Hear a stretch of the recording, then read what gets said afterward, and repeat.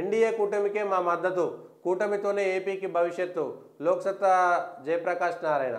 JP ఆ మధ్యన నరేంద్ర మోడీకి సంబంధించినటువంటి అంశంలో, ఆయన పరిపాలనకు సంబంధించినటువంటి అంశంలో చాలా రోజుల పాటు ఆయన మాట్లాడుతున్నటువంటి సందర్భం చూసాం. ఇప్పుడు ఆంధ్రప్రదేశ్కు సంబంధించినటువంటి అంశంలో ఆయన ఒక మాట మాట్లాడారు.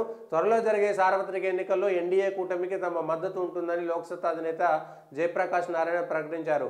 జనసేన, టీడీపీ, బీజేపీ కూటమికి రాష్ట్రానికి మేలు చేస్తుందని విశ్వసిస్తున్నారు.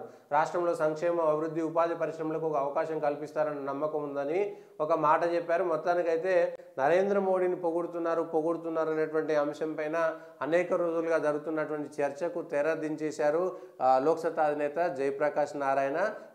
తనకు సంబంధించినటువంటి అనుచరణ గణం అంతా కూడా ఎన్డీఏకి మద్దతు ఇస్తామనేటువంటి మాట చెప్పారు. దీంతో ఎన్డీఏలోకి మరో మేధావి అనుకునేటువంటి వ్యక్తి కూడా చేరిపోవడంతో ఆంధ్రప్రదేశ్లో ఇప్పుడు చంద్రబాబు నాయుడుకి సంబంధించి ఆయన ఒక ఏమంటారు ఆశాదీపం మాత్రం ఆయనలో వెలిగిపోయింది. దీంతో తమ కొద్దిగా ఇబ్బంది లేకుండా పోతుంది అనేటువంటి అంశం పైన చర్చ సాగుతుంది.